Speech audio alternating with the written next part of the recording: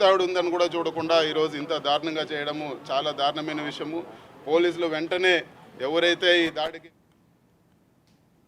పార్వతీపురం మన్యం జిల్లా గుమ్మలక్ష్మీపురం మండలంలో బీజేపీ జిల్లా అధ్యక్షుడు ద్వారపురెడ్డి శ్రీనివాస్ పర్యటించారు. ఏజెన్సీ ప్రాంతాల్లో 2024 ఎన్నికల సమయానికి బీజేపీ ఓటు బ్యాంక్ వృద్ధి చెందిందని హర్షం వ్యక్తం చేశారు. ఏజెన్సీ ప్రాంతంలో బీజేపీ బలోపేతానికి మరింతగా కృషి చేస్తానని ఆయన పేర్కొన్నారు. గత వైసీపీ ప్రభుత్వంలో జగనన్న కాలనీ ముసుగులో వైసీపీ నేతలు కోట్ల రూపాయలు కాజేసినప్పటికీ అధికార పార్టీ జిల్లా ఎమ్మెల్యేలు వైసీపీ చేసిన ఆర్థిక నేరాలను ప్రశ్నించలేకపోతున్నారని ద్వారపురెడ్డి శ్రీనివాస్ ఫైర్ అయ్యారు.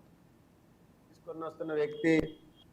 మేక్ ఇన్ ఇండియా ద్వారా 11 ఏళ్ల పరిపాలన పూర్తి చేసుకొని, అలాగే ఏదైతే కూటమి ప్రభుత్వం ఉందో 1 సంవత్సరం కాలం పాటు ప్రభుత్వ పరిపాలన పూర్తి చేసుకొని సందర్భంగా జిల్లా వ్యాప్తంగా భారతీయ జనతా పార్టీ ఏదైతే మోదీ గారు 11 ఏళ్లలో చేసినటువంటి ఘనతను ఈ దేశానికి దశ మార్చినటువంటి వ్యక్తి, దేశ రాజకీయాలు ప్రపంచంలోనే రాజకీయాల్లో కూడా మార్పులు తీసుకొని వస్తున్న వ్యక్తి, మేక్ ఇన్ ఇండియా ద్వారా ఎలా మనం అభివృద్ధి సాధిస్తున్నాం, అలాగే ప్రపంచ దేశాల్లో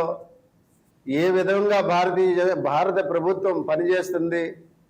అలాగే భారతీయ జనతా పార్టీ అధికారంలోకి వచ్చిన తర్వాత ఆ భారతదేశంలో పరిపాలన విధానాల మార్పులు ఎట్లాగొచ్చాయి, అలాగే ఏదైతే మోదీ గారి తాలూకా అద్భుతమైనటువంటి విదేశాంగ విధానం కానివ్వండి, ఆర్థిక విధానాలు కానివ్వండి, అలాగే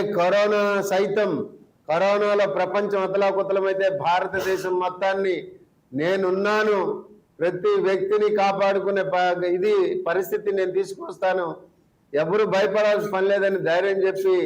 కరోనాలో ప్రపంచ దేశాలన్నీ ఆర్థికంగా అతలాకుతలమైతే భారతదేశం మాత్రం అభివృద్ధి పదంలో దూసుకుపోతూ ఈరోజు ప్రపంచంలోనే 4వ ఆర్థిక శక్తిగా ఎదుగుతున్న భారతదేశానికి మోదీ ప్రభుత్వం ఏ రకమైనటువంటి ప్లానింగ్తో ముందుకు వెళ్తుందో ఈ సందర్భంగా ప్రజలకు మనం తెలియజేయాలి.